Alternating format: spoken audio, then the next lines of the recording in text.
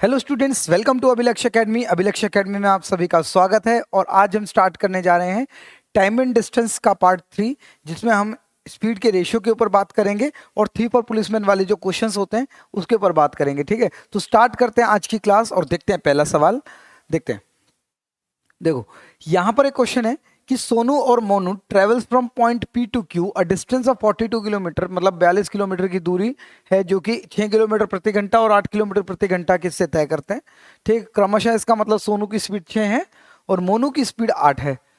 मोनू पहले क्यूब तक पहुंचता है और तुरंत लौटता है और बिंदु आर पर सोनू को मिलता है।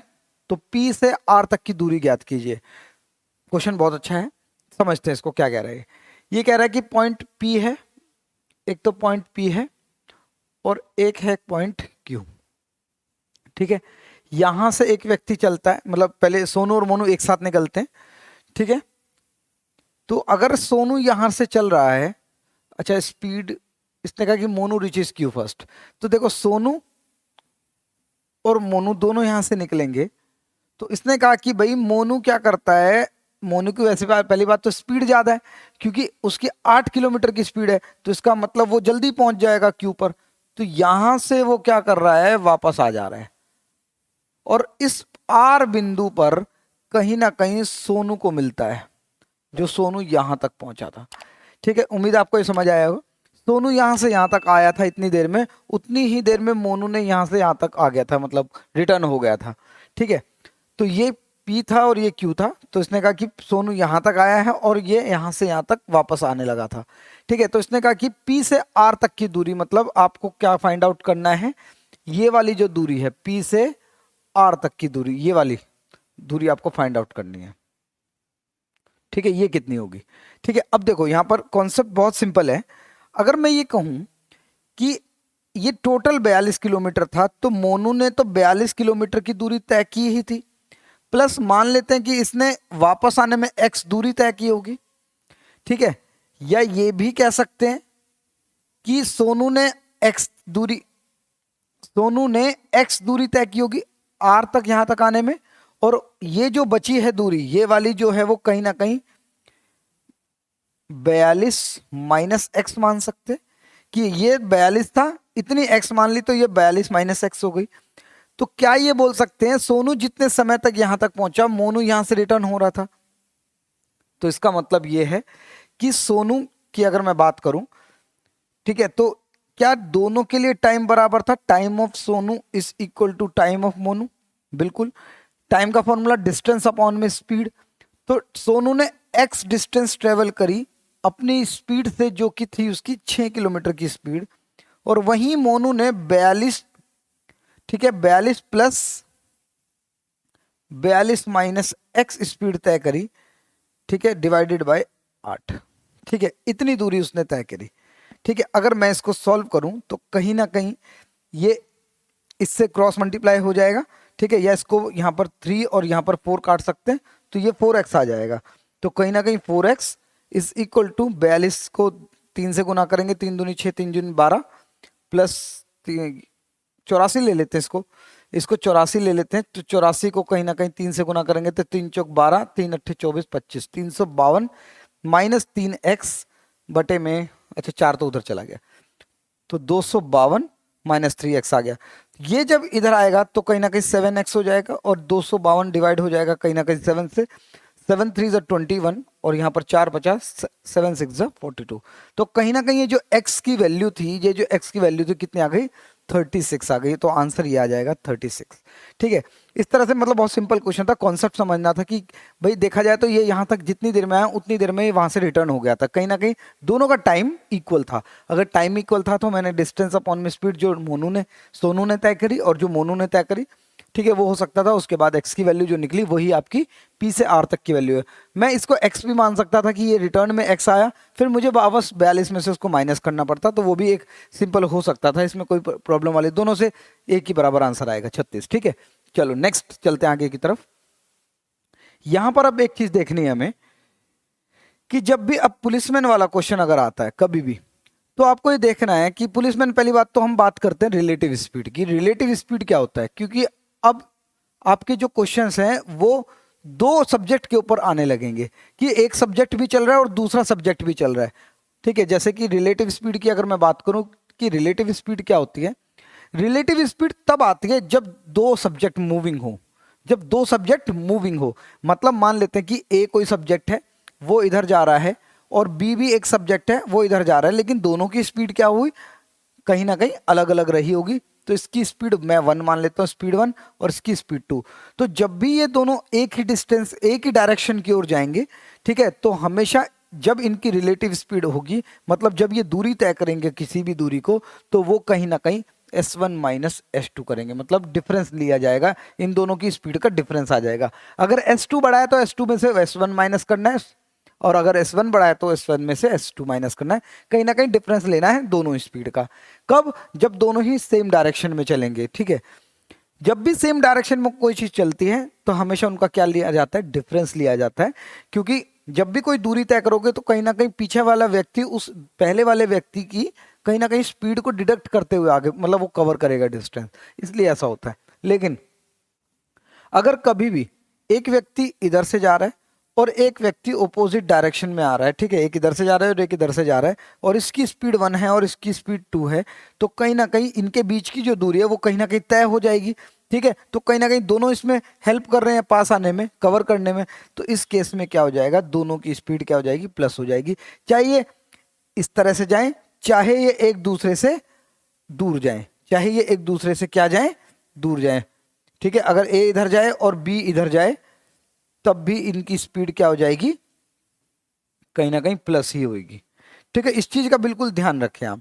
ओपोजिट डायरेक्शन, चाहे वो एक दूसरे के सामने आए चाहे वो एक दूसरे से दूर जाएं, तो वो हमेशा उनकी स्पीड क्या हो जाएगी, प्लस हो जाएगी, क्योंकि वो दोनों ही उस चीज को हेल्प कर रहे हैं। लेकिन जब ये एक डायरेक्शन में चलते तो कहीं ना कहीं जब पहला व्यक्ति चल रहा था उसकी स्पीड को काटते हुए दूसरा व्यक्ति आ रहा है, इसका मतलब वो उसकी स्पीड को कम करता जा रहा है, मतलब उनके बीच की जो दूरी है वो कहीं ना कहीं वो कम स्पीड से तय हो रही है। ठीक है, चलो, तो अब यहां पर अगर मैं बात करूं कि एक थीफ वाला जो क्वेश्चन अगर मैं बात करूं, तो इसने कहा कि एक थीफ नोटिस हुआ पुलिसमैन के द्वारा, डिस्टेंस थी 200 मीटर की। ठीक है, डिस्टेंस कितनी थी, 200 मीटर की दूरी थी। एक सेकंड, हाँ ये वाला क्वेश्चन है। एक पुलिसमैन था जिसने जिसने एक स्नैचर को देखा 50 मीटर की दूरी पर। तो अगर इसको समझने की कोशिश करें तो मान लेते हैं कि इनके बीच में दूरी ये थी 50 मीटर। ठीक है, मतलब पुलिस यहां से इसने देखा किसको, चेन स्नैचर को। ठीक है, CS लिख रहा हूं। तो पुलिस इधर जाएगी और कहीं ना कहीं चेन स्नैचर भी उससे दूर भागने की कोशिश करेगा। ठीक है, इसने कहा कि जो पुलिस की स्पीड थी, सॉरी, जो चेन स्नैचर था उसकी जो स्पीड थी कहीं ना कहीं 2 मीटर पर सेकंड थी, और जो पुलिसमैन था उसकी जो स्पीड थी वो कहीं ना कहीं 4 मीटर पर सेकंड थी। ठीक है, तो कहीं ना कहीं इनके बीच में 50 मीटर की तो दूरी है। ये कब मिल जाएंगे, जब ये 50 मीटर की दूरी कहीं ना कहीं ऐसे जाते जाते ये आपस में मिल जाएंगे। देखा जाए तो इन दोनों को ये 50 मीटर की दूरी ही तय करनी है। ठीक है, लेकिन क्या होगा, रिलेटिव स्पीड आ जाएगी क्योंकि सब्जेक्ट भी क्या है, मूविंग है। ठीक है, तो क्या हो जाएगा, distance is equal to speed into time. Distance तो 50 मीटर ही तय करनी है, लेकिन स्पीड क्या हो जाएगी, एक ही डायरेक्शन में जाने की वजह से, क्योंकि इनके बीच की दूरी ही तो तय करनी है। इनके बीच की दूरी कैसे तय होगी, जब ये दोनों ही ऑब्जेक्ट मूविंग है तो इनकी स्पीड क्या कर देंगे हम, माइनस कर देंगे, मतलब 4 - 2 कर देंगे। ठीक है, लेकिन ये मीटर में था, याद रखें ये डिस्टेंस मीटर में है। ठीक है, तो आपको ये भी मीटर पर सेकंड में बदलना पड़ेगा क्योंकि ये कहीं ना कहीं आपकी, अच्छा, मीटर पर सेकंड में ही है। मल्टीप्लाई कर देंगे किससे, टाइम से। टाइम हमें नहीं पता है, तो कहीं ना कहीं ये जो टाइम आएगा आपका, ये 2 से कहीं ना कहीं ये 25 टाइम्स आ जाएगा। इसका मतलब जो टाइम है वो 25 सेकंड्स का है, सेकंड में आएगा क्योंकि सब कुछ मीटर और सेकंड में था। तो 25 सेकंड लग गए इन दोनों को ये दूरी तय करने में। इसका मतलब 25 सेकंड बाद पुलिस ने उस चेन स्नैचर को पकड़ लिया होगा। लेकिन क्वेश्चन क्या पूछ रहा है कि चेन स्नैचर कितनी दूर तक भागा होगा जब तक उसने पुलिसमैन ने उसको पकड़ा। ठीक है, इसका मतलब 25 मीटर तक तो 25 सेकंड तक भागा है वो। ठीक है, तो इसका मतलब डिस्टेंस कितनी तय करी होगी, तो distance is equal to speed into time. Distance ही तो निकालने कितनी दूर, तो स्पीड किसकी लेंगे, केवल हम चेन स्नैचर की लेंगे कि 2 की स्पीड से कहीं ना कहीं वो 25 सेकंड तक भागा, इसका मतलब वो 50 मीटर तक भागा होगा जब उसे पकड़ लिया गया होगा। ठीक है, यहां से इस डिस्टेंस से 50 मीटर आगे, तो कहीं ना कहीं आंसर क्या आ जाएगा आपका 50 मीटर, ऑप्शन नंबर डी। ठीक है, ध्यान रहे इनके बीच की दूरी तय करनी है बस रिलेटिव स्पीड से। ठीक है, कभी कभी किसी किसी क्वेश्चन में ये मतलब बॉम्ब वाला भी क्वेश्चन आता है, जब बॉम्ब लगाकर एक व्यक्ति दूसरी तरफ चला जाता है तो कहीं ना कहीं ऑपोजिट डायरेक्शन हो जाती है, तो ऐसा भी क्वेश्चन हो जाता है। तो वहां पर वो ध्यान रखें कितनी भी दूरी थी, जो उनके बीच में दूरी होगी वही तय करनी है। ध्यान रखना है आपको, डायरेक्शन जरूर देखनी पड़ेगी कि किस डायरेक्शन में वो भागा है। ठीक है, चलो नेक्स्ट क्वेश्चन देखते हैं। अब इसने कहा कि एक थीफ था जो कि 200 मीटर की दूरी पर था। ठीक है, पुलिस यहां पर है और कहीं ना कहीं थीफ यहां पर, ये इधर जा रहा है और ये पुलिसमैन भी इधर ही जाएगा, उसी के पीछे जाएगा। थीफ की जो स्पीड है वो कहीं ना कहीं 10 मीटर पर सेकंड है, 10 किलोमीटर पर आवर है सॉरी, और पुलिस की जो है वो कहीं ना कहीं 11 किलोमीटर पर आवर है। ठीक है, इसने ये नहीं पूछा है, ये पूछा है इसने कि कितनी दूरी रहेगी उनकी 6 मिनट के बाद। उसने ये नहीं पूछा है कि कितनी देर बाद उसको पकड़ा जाएगा या कितनी दूर वो चलेगा, ऐसा कोई क्वेश्चन नहीं पूछा है। उसने पूछा है भाई 6 मिनट के बाद उनके बीच में कितनी दूरी रह जाएगी। अभी तो 200 मीटर की दूरी है ना उनके बीच में, तो 6 मिनट बाद कितनी हो जाएगी। तो कहीं ना कहीं distance is equal to speed into time. Distance कितनी ट्रेवल करनी थी ये नहीं पता हमें, डिस्टेंस तो निकालनी है। ठीक है, लेकिन स्पीड पता है कि ये जब एक डायरेक्शन में जाएंगे तो 1 की स्पीड होगी, लेकिन कहीं ना कहीं उसको 5/18 से मल्टीप्लाई करना पड़ेगा। क्यों करना पड़ेगा, क्योंकि ये किलोमीटर पर आवर में है। 11 और 10 का डिफरेंस लिया है क्योंकि एक ही डायरेक्शन में ही जा रही हैं। अब टाइम की अगर मैं बात करूं तो टाइम कितना बोला है इसने, 6 मिनट बोला है, लेकिन ये मिनट है, इसको भी हम किस में चेंज कर लेंगे, सेकेंड्स में। तो अब सब कुछ मीटर और सेकंड में है, क्योंकि आंसर हमारा मीटर में है तो हमें मीटर पर सेकंड में ही सब कुछ करना पड़ेगा। तो 1 किलोमीटर पर आवर को 5/18 से मल्टीप्लाई करा, किलोमीटर मीटर पर सेकंड में चेंज हो गया। और ये 6 मिनट था, मिनट को आपको 60 से मल्टीप्लाई करना पड़ा, क्योंकि सेकंड 1 मिनट में कहीं ना कहीं 60 सेकंड थे, तो 6 मिनट में 60 से मल्टीप्लाई कर दिया। तो ये दूरी हमारी आ जाएगी और आंसर इससे आ जाएगा हमारा। तो 6 से 3 टाइम्स 18 और 3 से कहीं ना कहीं 20 टाइम्स, तो ये कहीं ना कहीं कितना आ जाएगा, 100 मीटर। इसका मतलब उनको वो 100 मीटर की दूरी तय कर पाएंगे 6 मिनट में। सॉरी, कितने डिस्टेंस बिटवीन देम, सॉरी, ये 100 मीटर तक पहुंच दूर हो चुके हैं, मतलब 100 मीटर इसने क्रॉस कर लिया। ये इनके बीच में 100 मीटर की दूरी तय कर ली है। इसने पूछा अब कितनी दूरी रह गई होगी, तो 200 में से 100 तय कर लिया होगा तो 100 ही रहा होगा। ठीक है, तो ये बचा हुआ डिस्टेंस आपको ढूंढना है कि उनके बीच में कितनी दूरी रह गई है। ये जो डिस्टेंस बताइए वो तो ये बताइए कि कितनी उन्होंने तय कर ली, कितनी कम हो गई है डिस्टेंस। लेकिन अगर मान लो यहाँ 200 नहीं होता, या 400 किलोमीटर होता, या 300 होता, तो फिर 100 तय करने के बाद बची हुई डिस्टेंस हमें निकालनी पड़ती। तो इस चीज का बिल्कुल ध्यान रखें। नेक्स्ट, एक पुलिसमैन द्वारा, देखो कितनी दूरी है, 200 मीटर की दूरी है, स्टार्ट चेजिंग। थीफ की जो स्पीड है वो कहीं ना कहीं 16 किलोमीटर पर आवर है, जो कि इधर जा रहा है, और पुलिस की जो स्पीड है वो कहीं ना कहीं 20 किलोमीटर पर आवर है, जो कहीं ना कहीं थीफ के पीछे जा रही है। तो distance is equal to speed into time. क्या पूछा है, कितनी दूर वो चला गया था, कितनी दूर थीफ को चलना पड़ा जब तक उसको ओवरटेक नहीं कर लिया गया। ठीक है, ये पूछ रहा है। चलो, डिस्टेंस कहीं ना कहीं 200 मीटर की दूरी तय करनी है, स्पीड किलोमीटर पर आवर में और एक ही डायरेक्शन में, तो कहीं ना कहीं माइनस करना पड़ेगा 4 की स्पीड से 5/18। ठीक है, इसको मैंने मीटर पर सेकंड में चेंज कर लिया, और टाइम मुझे निकालना है। ठीक है, क्योंकि ये पता चलेगा कि कितनी देर में वो पकड़ा गया, तो उसके बाद वो टाइम निकल जाएगा, तो फिर हम थीफ को उस टाइम तक चला लेंगे। ठीक है, तो यहाँ पर आ जाएगा 4 पंजे 20, 20 से कहीं ना कहीं 10 बार, और 180 आ जाएगा ये। तो 180 क्या है, ये सेकंड्स आए। ठीक है, 180 सेकंड बाद वो पकड़ा जाएगा। लेकिन उसने पूछा कि थीफ को कितनी दूर चलना पड़ा, तो distance is equal to speed into time. Thief की डिस्टेंस जिसको वो बोल रहा है कि कितनी दूर तक उसको चलना पड़ा, तो उसी की स्पीड ले लो जो कि 16 थी, और मल्टीप्लाई करेंगे हम 180 सेकंड्स थे। लेकिन ये कहीं ना कहीं किलोमीटर पर आवर है, डिस्टेंस इज इक्वल टू 16 जो है किलोमीटर पर आवर है, 5/18 से मल्टीप्लाई करा, और मल्टीप्लाई कर दिया कहीं ना कहीं 180 सेकंड से। तो ये 10 बार, और 16 पंजे 80, 80 और 10, 800। ठीक है, 800 मीटर उसको दौड़ना पड़ा होगा या भागना पड़ा होगा जब तक उसको ओवरटेक नहीं कर लिया गया है। ठीक है, चलो उम्मीद है चीजें समझ आ रही हैं। कोई भी डाउट होता है आप कमेंट बॉक्स में जरूर लिखें। ठीक है, a man sets out to cycle from point P to Q and at the same time another man start to cycle from Q to P. देखो पी और क्यू 2 पॉइंट है, एक बंदा पी से चलता है और एक बंदा क्यू से चलता है। ये कह रहा है कि जब ये मिलते हैं, ठीक है, जब ये मिलते हैं आपस में, तो after passing each other they complete their journey in 9 hours. मतलब पहले वाला व्यक्ति मिलने के बाद क्यू पॉइंट तक 9 घंटे में पहुंच रहा है, और ये जो क्यू था वो क्यू यहां से यहां तक पी तक पहुंचने में 4 घंटे ले रहा है। तो इसने कहा कि भाई दोनों की स्पीड का आप रेशियो बताओ।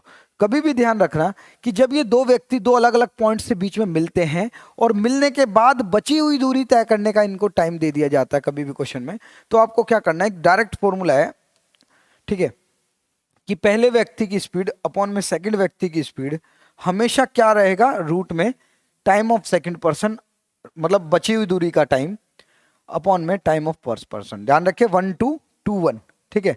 तो यहां पर सेकंड पर्सन का टाइम क्या था, 4 था, और अपॉन में पहले वाले पर्सन का टाइम 9 था, ठीक है। इसका रूट लगा देंगे तो आंसर क्या आ जाएगा, 2:3, ठीक है, ऑप्शन नंबर ए। ये बिल्कुल सिंपल सा क्वेश्चन रहेगा, इसमें कोई ज्यादा सोचने वाली बात नहीं है, ठीक है।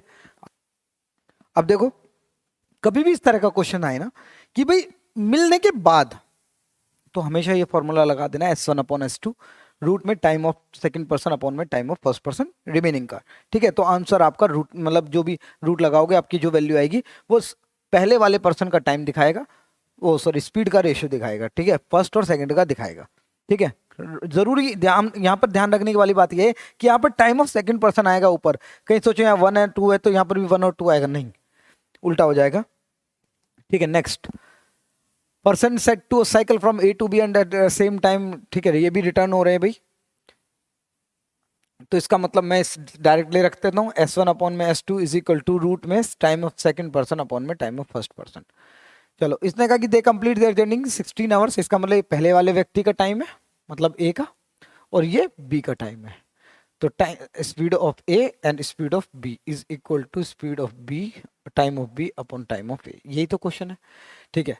तो इसने कहा कि भाई find the ratio of first man to second man, first man to second man मतलब ए और बी का बताना है। सॉरी इसमें ए और बी तो कहीं ना कहीं ये पॉइंट थे जहां से चले थे, तो टाइम ऑफ सेकंड अपॉन में टाइम ऑफ फर्स्ट, तो ये कितना आ जाएगा हमारा 25/16, और उसका अंडर रूट कर देंगे तो 5 और 4, तो ये रेशियो आ जाएगा ऑप्शन में ए, ठीक है। ऑप्शन में 4 और 5 का भी ऑप्शन रहेगा तो उसको गलत मत कर देना बिल्कुल भी। टाइम ऑफ फर्स्ट पूछा था, time of first man to second man, तो फर्स्ट मैन और सेकंड मैन का ही बचा है। कभी कभी क्वेश्चन में second man to first man भी पूछ सकता है, तो ध्यान रखना उस चीज का, ठीक है।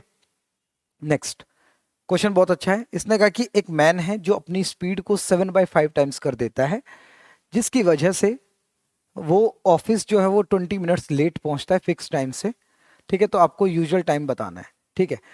सिंपल एक अगर मेथड की बात करें, फॉर्मूले के ऊपर जाते हैं, तो देखो कहीं ना कहीं डिस्टेंस तो वो दोनों ही केसेस में सेम ही ट्रेवल कर रहा है, ऐसा तो नहीं कि पहले वाले केस में डिस्टेंस कुछ और ट्रेवल करी और दूसरे वाले केस में वो कम कर रहा है, ठीक है। तो डिस्टेंस दोनों के लिए बराबर है, distance of first case is equal to distance of second case, ठीक है। डिस्टेंस का फॉर्मूला स्पीड इनटू टाइम, तो ये यूजुअल मान लेते हैं कि यूजुअल टाइम डिस्टेंस रही होगी, तो हमने कहा कि स्पीड यूजुअल पता नहीं मुझे कितनी थी, एस मान लिया मैंने, और टाइम भी मुझे नहीं पता क्या था यूजुअल, स्पीड भी नहीं पता है और मुझे टाइम भी यूजुअल नहीं पता है, इज इक्वल टू, इसने कहा कि स्पीड का तो इसने कर दिया है कहीं ना कहीं 7/5, इसका मतलब कहीं ना कहीं 7/5 स्पीड कर दिया इसने, 7/5s, और जो टाइम था यूजुअल टाइम से कहीं ना कहीं 20 मिनट पहले, तो कहीं ना कहीं 20 मिनट है तो इसको 60 से डिवाइड कर दो, तो इसको भी मुझे 60 से डिवाइड करना पड़ेगा क्योंकि दोनों जगह पर टी सेम रखना है, ठीक है। तो ये वैल्यू हमारी आ जाएगी, ठीक है। इसको अगर मैं कैंसिल करता हूं तो कहीं ना कहीं 60 से 60 कैंसिल हो जाएगा, इस s से ये s कैंसिल हो जाएगा, और ये 5 इधर आ जाएगा, 5t आ जाएगा, 5t इज इक्वल टू कहीं ना कहीं 70 माइनस 2 7 14 140, ठीक है। ये माइनस का 140 इधर आएगा, प्लस हो जाएगा, और 5 इधर आके माइनस हो जाएगा, तो 2t, इसका मतलब कहीं ना कहीं जो टाइम लग रहा है वो 70 का लग रहा है, ठीक है, यूजुअल टाइम है, ठीक है, इसने कहा था यूजुअल टाइम बताना है, तो यूजुअल टाइम 70 मिनट्स है। एक तो ये तरीका हो सकता है, लेकिन एक तरीका और है, अगर डिस्टेंस कभी भी बराबर होती है तो स्पीड और उनके टाइम का जो रेशियो है वो कहीं ना कहीं इनवर्स हो जाता है, ठीक है, रेसिप्रोकल रेशियो हो जाता है। जैसे कि अगर मैं बात करूं, कभी भी ध्यान रखें, अगर मैं बात करूं यूजुअल की और जो चेंज की गई है, ठीक है, अगर मैं स्पीड की बात करूं तो स्पीड अगर मैं लिख लूं, देखो कभी भी ध्यान रखना 7/5 बोला है, तो इसका मतलब ये नीचे वाली हमेशा यूजुअल रहेगी और ये जो है वो हमेशा चेंज रहेगी। तो अगर मैं बात करूं कि यूजुअल स्पीड 5 रही होगी और चेंज करने पर वो 7 हो गई होगी, जो टाइम पर असर पड़ेगा ना, जो टाइम पर असर पड़ेगा वो क्या होगा, इसी 5 और 7 का रेशियो क्या हो जाएगा, उल्टा हो जाएगा, 7 से 5 हो जाएगा। मतलब सेम दूरी देखो, speed into time 5 into 7 35, 7 into 5 35, distance बराबर है, ठीक है। तो हमेशा जब भी 5 से 7 होता है तो कहीं ना कहीं टाइम 7 से 5 हो जाएगा, कब, जब डिस्टेंस क्या रहती है, इक्वल रहती है। तो यहां पर अगर मैं इस रेशियो को समझने की कोशिश करूं तो मुझे पता चल रहा है कि टाइम पहले 7 लग रहा था, अब 5 लग रहा है, कहीं ना कहीं 2 का अंतर आ रहा है। इस 2 की ही तो वैल्यू कहीं ना कहीं क्वेश्चन में कितना टाइम बताया है, 20 मिनट बताया, 20 मिनट बताया।